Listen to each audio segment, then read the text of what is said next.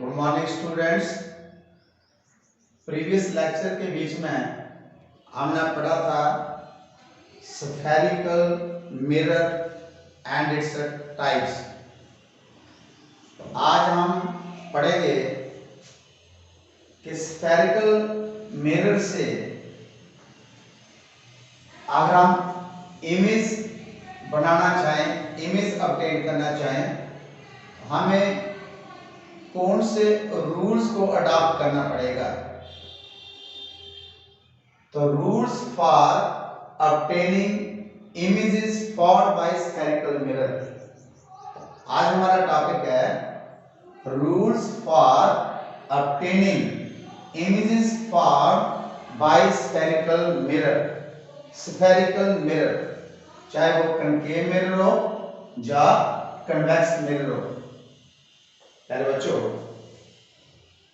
there are only 4 rules which we can use to obtain the image from any spherical mirror. Rule number 1, जब आप किसी भी object से कोई image बनाना हो तो वहां से रे डायग्राम ड्रा करनी पड़ती है।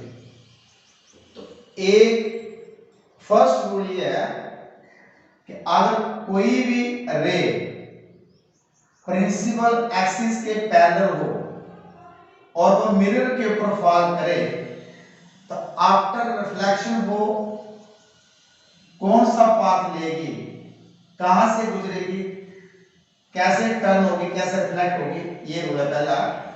तो सुनिए, when any ray parallel to the principal axis falls on the mirror, it after reflection from the mirror always passes through the principal focus of the mirror, always passes through the principal focus of the mirror।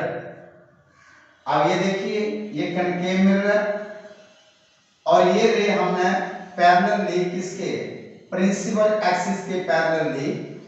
और जब ये रे इस mirror के ऊपर strike की और ये यहां से रिफ्लेक्ट हुई, रिफ्लेक्ट होने के बाद कहां से जा रही है, प्रिंसिपल फोकस से। Either in case of concave mirror, you can see in case of convex mirror also, here it is parallel to the principal axis and after reflection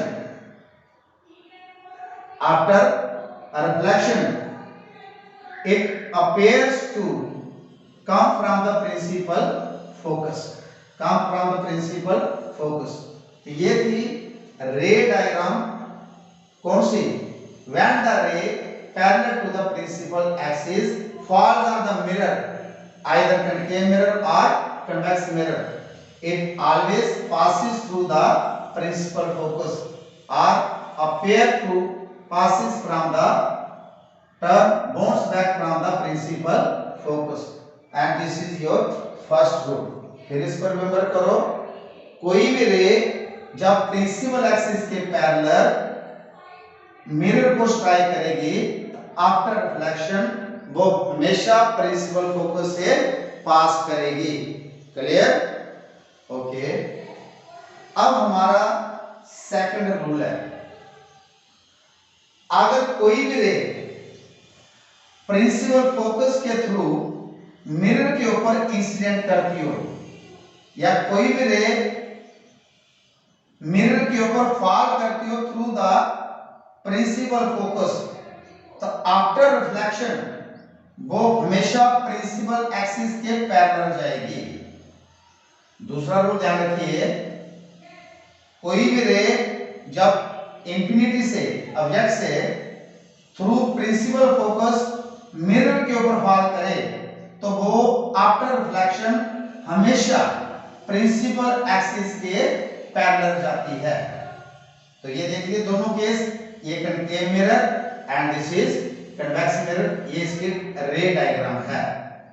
understand? तो आपने देखा फर्स्ट रूल और second rule में क्या फर्क है। First rule में ये था कि अगर प्रिंसिपल एक्सिस के पैरेलल रे मिरर के ऊपर फॉल करे तो हमेशा प्रिंसिपल फोकस से जाती, और दूसरा रूल कि अगर कोई भी रे प्रिंसिपल फोकस से पास करे और मिरर के ऊपर फॉल करे तो वो आफ्टर रिफ्लेक्शन हमेशा प्रिंसिपल एक्सिस के पैरेलल जाती है। ओके, अब हमारा थर्ड रूल क्या है? ये कनकेव मिरर की रे डायग्राम है और ये कन्वेक्स मिरर की रे डायग्राम है। यहां पर हम देख रहे हैं कि अगर रे सेंटर ऑफ कर्वेचर से पास करे, सी क्या होता है? Centre of curvature, centre of curvature से पास करे और मिरर के ऊपर फॉल करे तो वो आफ्टर रिफ्लेक्शन कौन सा रास्ता लेगी? जिस रास्ते से आई है उसी रास्ते से वापस जाएगी। It retraces path back in the opposite direction। तो ये the incident ray which passes through the center of curvature and falls on the mirror after reflection retraces its path, same path in opposite direction। So this is the ray diagram for it, for concave mirror, and it is for convex mirror। Now rule number 4 क्या ये क्या है? पोल, concave mirror का और ये convex mirror का, जब कोई भी रे पोल के ऊपर फॉल करती है और जिस एंगल पे फॉल करती है, जितना एंगल वो प्रिंसिपल एक्सिस और इंसिडेंट रे के बीच में बनता है उतना ही एंगल रिफ्लेक्टेड रे और प्रिंसिपल एक्सिस के बीच में बनता है। तो जिस एंगल पर वो इंसिडेंट करेगी एट द पोल, उसी एंगल के ऊपर विद द प्रिंसिपल एक्सिस वो रिफ्लेक्ट करेगी। अब ये देख रहे हैं, this is the concave mirror and this is convex mirror. जितना ये एंगल बन रहा है उतना ही एंगल है, जितना यहाँ पर एंगल है उतना ही यहाँ पर एंगल है। तो ये आपके 4 रूल्स हैं इमेज ऑब्टेन करने के। कहां से? From the spherical mirror. तो फिर हम इनको रिकैप्चुलेट करते हैं। There are 4 rules which are used to obtain the images formed by the spherical mirror। First, when any ray parallel to the principal axis falls on the mirror after reflection, it always passes through the principal focus। Second rule, when any ray falls through the principal focus on the mirror after reflection, it always goes parallel to the principal axis। And third rule, when any ray falls through the center of curvature on the mirror after reflection, it retraces its path back in the same path in opposite direction। And the fourth rule, when any ray falls on the pole of the mirror, it reflected at the same angle with the principal axis as it made with the incident ray। Here the first law of reflection applicable, the angle of incidence always equal to angle of reflection। तो जब पोल के ऊपर कोई भी ray incident होती है, जिस angle के ऊपर वो इंसिडेंट होती है उसी एंगल के ऊपर वो रिफ्लेक्ट भी होती है। तो याद रखोगे कितने रूल्स हैं इमेज ऑब्टेन करने के थ्रू स्फेरिकल मिरर? 4, 1, 2, 3 एंड 4। अब हम इसके बाद करेंगे ray diagrams to obtain the images at different positions in case of concave mirror, and then we will do in case of convex mirror। अभी हम करेंगे कि formation of different types of image in case of concave mirror। Formation of different types of image in case of concave mirror। concave mirror के द्वारा different images कैसे बनाए जाते हैं उसको हम देखेंगे। The type of image formed by concave mirror depends on the position of object, कहां पर, in front of the mirror.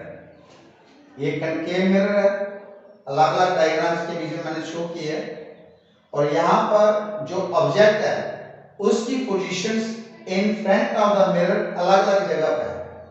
जब हम ऑब्जेक्ट की पोजीशन चेंज करेंगे तो जो इमेज की पोजीशन है वो भी चेंज होगी।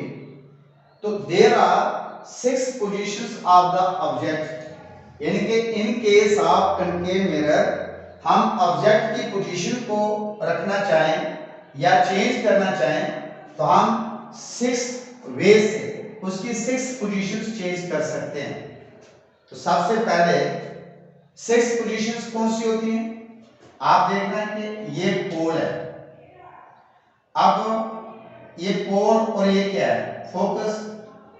एक पोजीशन पोल और फोकस के बीच में भी हो सकती है, दूसरी पोजीशन फोकस के ऊपर भी हो सकती है, तीसरी पोजीशन फोकस और सेंटर ऑफ कर्वेचर के बीच में भी हो सकती है, और चौथी position at the centre of curvature हो सकती है, और पांचवी position behind the centre of curvature, centre of curvature से पीछे, और लास्ट छठी पोजीशन जो है एट द इंफिनिटी। इंफिनिटी में भी हम ऑब्जेक्ट की पोजीशन को ले सकते हैं। तो there are 6 positions of the object. तो आइए फर्स्ट केस हम करते हैं, when the object is placed at infinity. When the object is placed at infinity, तो इंफिनिटी पे हो वो ऑब्जेक्ट हमें दिखता नहीं है, इसकी रेंज में नहीं होता है, तो वहां से हम क्या लेते हैं, पैरेलल रेज लेते हैं।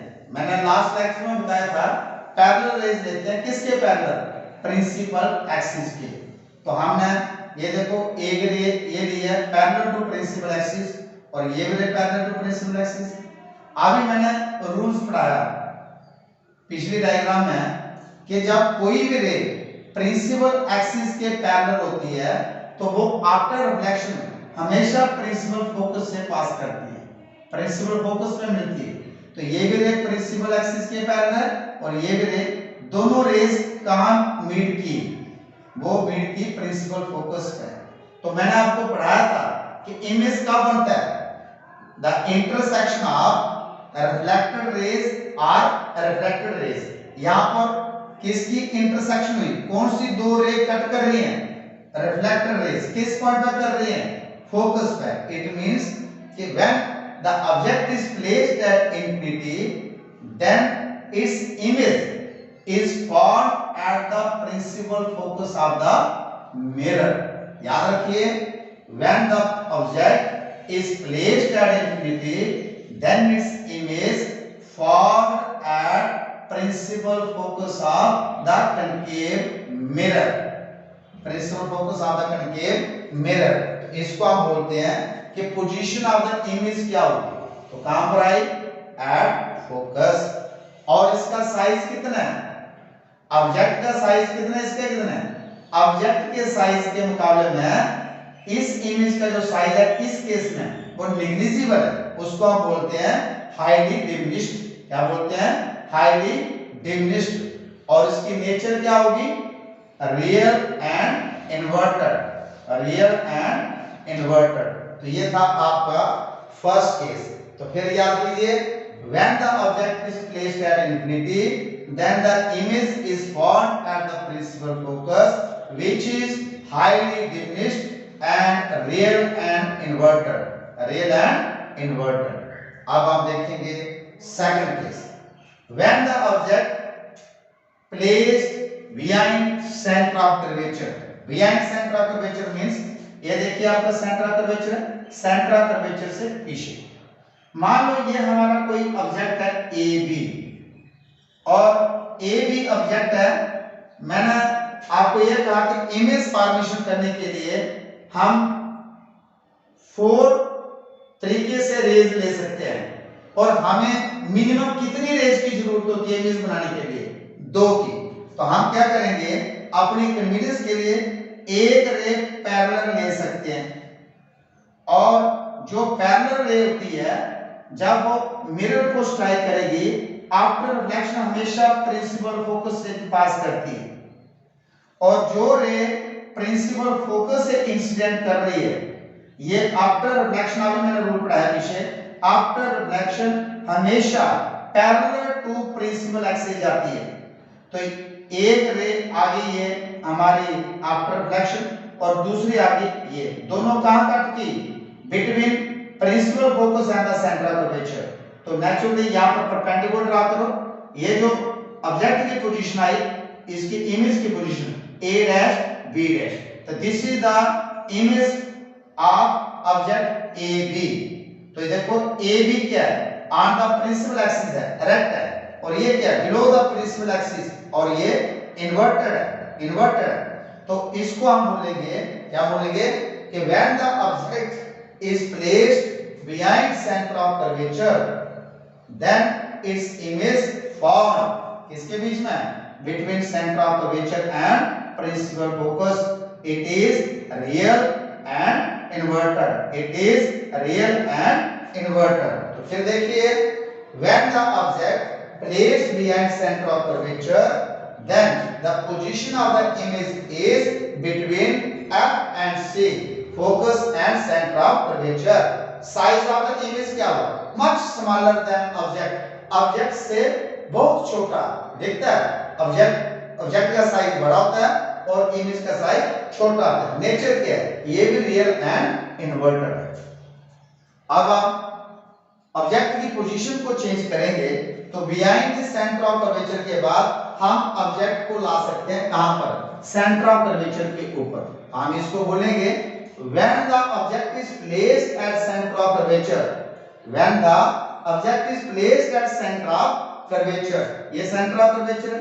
तो यहां से फिर हम ये ऑब्जेक्ट हमने ए भी ले लिया, यहां से एक रे हमने पैरेलल टू प्रिंसिपल एक्सिस ली, ये रे प्रिंसिपल एक्सिस के पैरेलल, और आफ्टर रिफ्लेक्शन कहां से जा रही है?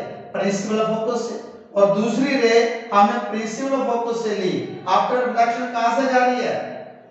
Parallel to principal axis. दोनों कट की और जिस पॉइंट पे ये इंटरसेक्ट करती हैं इस पे नॉर्मल ड्रा करो। तो आपने देखा कि जिस पॉइंट के ऊपर ऑब्जेक्ट रखा था, ऑब्जेक्ट कहां रखा था? At the centre of curvature. Object कहां रखा है? At the centre of curvature, और इमेज भी कहां बन रहा है? At the centre of curvature. तो जिस पॉइंट पर ऑब्जेक्ट रखा था, पोजीशन जब ऑब्जेक्ट की at the centre of curvature है तो इमेज भी कहां बना? At the centre of curvature. और दूसरा पॉइंट नोट करने वाला है कि जितने साइज का ऑब्जेक्ट है इमेज भी उतने ही साइज का, जितने साइज का ऑब्जेक्ट है इमेज भी उतने ही साइज का।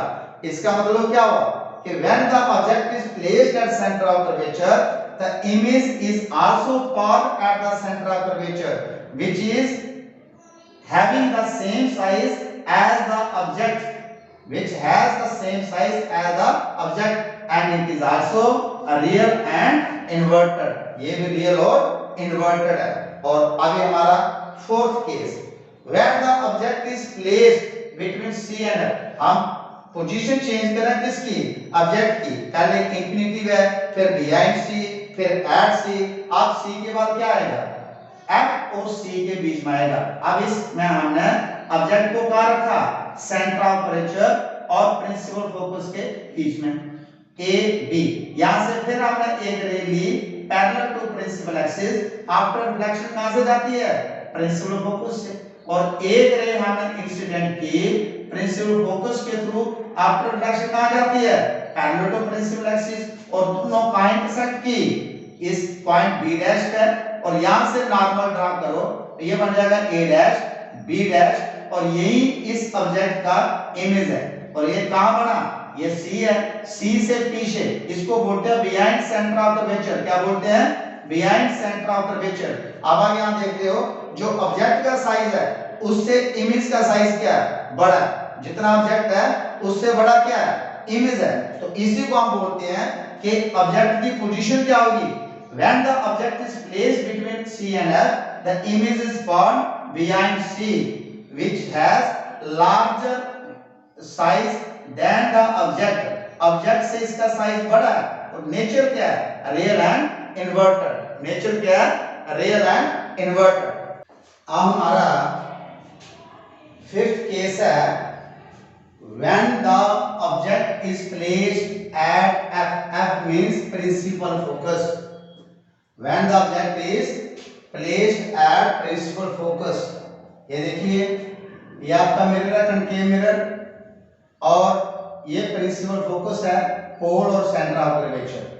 जब हम किसी भी ऑब्जेक्ट को प्रिंसिपल फोकस पर रखेंगे, उसका जो इमेज है वो इंफिनिटी पे बनेगा। कैसे? जब हमने ऑब्जेक्ट, ये ए बी ऑब्जेक्ट हमने यहाँ पर रखा और यहाँ से दो रेज हमने ली, एक पैरेलल टू प्रिंसिपल एक्सिस ये गई, और आफ्टर स्ट्राइक, आफ्टर रिफ्लेक्शन के बाद वो प्रिंसिपल फोकस से पास करती है। अब हम फोर्थ रूल यहाँ पर लगा रहे हैं कि जब कोई भी इंसिडेंट रे पोल के ऊपर फॉल करती है, ये पोल है, ये मिरर, और जिस एंगल पर फॉल करती है उसी एंगल पर रिफ्लेक्ट होती है। तो देखिए, इस केस में हमने एक रे प्रिंसिपल एक्सिस के पैरेलली और दूसरी हम ले रहे हैं जो पोल के ऊपर फॉल कर रही है, और आफ्टर रिफ्लेक्शन ये उसी एंगल पर रिफ्लेक्ट हो रही है जिस एंगल पर इंसिडेंट हुई थी। अब ये दोनों रे जो है ये इंफिनिटी पे जाके मिलेगी, इंफिनिटी पे जाके मिलेगी, और इससे क्या होगा कि जो हमारा इमेज है वो भी इंफिनिटी पे बनेगा। क्या बनेगा? इंफिनिटी पे इमेज हमारा बनेगा। इस तरीके से ये रह जाएगी, यहां से ऐसे करके रिफ्लेक्ट होके यहां से इस तरीके से ये रे टर्न होगी, और इसको भी आगे टर्न करेंगे, इंफिनिटी पे जाके ये इंटरसेक्ट होंगी। तो अब हमारा ये केस था कि when the object is placed at F means principal focus, तो what is the position of image? It will fall at infinity. क्या बनेगा? इंफिनिटी पे। साइज ऑफ द इमेज क्या होगा? हाईली एनलार्ज, जिसको हम बोलते हैं मैग्नीफाइड। क्या बोलते हैं? मैग्नीफाइड। हाईली एनलार्ज का मतलब है कि जो ऑब्जेक्ट है उससे काफी ज्यादा बड़ा, उसको बोलते हैं मैग्नीफाइड। कैसा होगा? Real and inverted. कैसा होगा? Real and inverted. अब हमारा लास्ट केस है when the object is placed between P and F. What is P? कल मैंने कहा था आपको कुछ टर्म जो रिलेटेड स्पेक्ट्रल मिरर में यूज होंगी। P stands for pole and F stands for principal focus। जब हम पोल और प्रिंसिपल फोकस के बीच में ऑब्जेक्ट रखेंगे, तो ये हमने एक ए बी ऑब्जेक्ट रखा, यहां से इसके टॉप से हम एक रे लेंगे जो पैरेलल टू प्रिंसिपल एक्सिस है। As per the rule, after reflection ये कहां से जाएगी? प्रिंसिपल फोकस से, और दूसरी रे हमने पोल पे ड्रा की, और आफ्टर रिफ्लेक्शन वो कहां जाएगी? उसी एंगल पर रिफ्लेक्ट करेगी जिस एंगल पर ये फॉल करेगी, और ये कहां मीट करेंगी? ये ना इंफिनिटी पे। अगर हम इसको एक्सटेंड करें बैक साइड, तो हमें ऐसे लगता है कि मिरर के बिहाइंड में जाके मिल रही है। तो इस तरीके से हम इसको एक्सटेंड करेंगे, रिफ्लेक्टेड रे को पीछे, इसको भी एक्सटेंड करेंगे, तो ये हमारी रेज दोनों पीछे बिहाइंड द मिरर ये इंटरसेक्ट होगी, और यहाँ पर इमेज बनेगा ए डैश बी डैश। देखो ये अबव द प्रिंसिपल एक्सिस है, और जो बिहाइंड द मिरर होती है और अबव द प्रिंसिपल एक्सिस होती है उसको बोलते हैं वर्चुअल एंड एरेक्ट। क्या बोलते हैं? Virtual and erect. ये जो ए डैश बी डैश है ये इमेज है किसका? ऑब्जेक्ट ए बी का, जो in front of the mirror रखा था, और इमेज कहां बना? Behind the mirror. Behind the mirror जो इमेज बनता है वो क्या होता है? वर्चुअल एंड एरेक्ट होता है, और ऑब्जेक्ट से काफी बड़ा होता है, हाईली मैग्नीफाइड होता है। तो अब हम इसको दोबारा देखेंगे कि when the object is placed between P and F, then the image fall behind the mirror। क्या बनेगा? behind the mirror। size of the image क्या होगा? magnified। क्या होगा? magnified, यानी कि enlarged, काफी larger than the object। और nature of the image क्या होगी? virtual and erect। तो आपने देखा, हमने 6 केसेस डिस्कस किए कनकेव मिरर के इमेज फॉर्मेशन के। तो जिसमें जो फर्स्ट 5 केस हमने किए, उन सभी के बीच में जो नेचर ऑफ इमेज थी वो रियल एंड इन्वर्टेड थी। सिर्फ एक ही ऐसा केस है when the object is placed between P and F के जिसमें जो नेचर ऑफ द इमेज है वर्चुअल एंड रेक्ट आती है। तो यही क्वेश्चन आपको कई बार ऑब्जेक्टिव टाइप में भी आता है, मल्टीपल चॉइस में आ जाता है, शॉर्ट आंसर टाइम में आता है। तो ऐसे क्वेश्चन को जो पोजीशन ऑफ द ऑब्जेक्ट है ये आपको टिप्स का होनी चाहिए कि कब हम इमेज को कहाँ रखेंगे और कहाँ हमारा इमेज बनेगा। इसके लिए क्या होता है कि आप एक टेबल भी बना सकते हैं, टेबल में लिख सकते हैं कि size of the image, position of the image, nature of the image और when the object is placed at infinity image कहाँ बनेगा, when is placed near center of curvature, at the center of curvature, between the center of curvature and the principal focus, at the principal focus and between the principal focus and the pole। और उसकी जो size of the image होगा वो कैसे होगा और nature of the image है वो कैसे होगी, ये चीजें आपको याद करनी है। इसी के साथ आपकी जो रे डायग्राम्स थी इमेज फॉर्मेशन करने की, इन केस ऑफ कणकीय मिरर वो फिनिश होती है। अब मैं आपको एग्जामिनेशन पॉइंट ऑफ व्यू से ये कह दूं कि जरूरी नहीं है कि आपको 6 केस पेपर में आएंगे। एग्जामिनर एक केस भी पूछ सकता है या 2 केस भी आपको पूछ सकता है। उस समय आपने ये रे डायग्राम करेक्ट बनानी है और इसके जो पोजीशन, साइज और नेचर के बारे में लिखना है और आपको फुल मार्क्स मिलेंगे। Okay, thank you.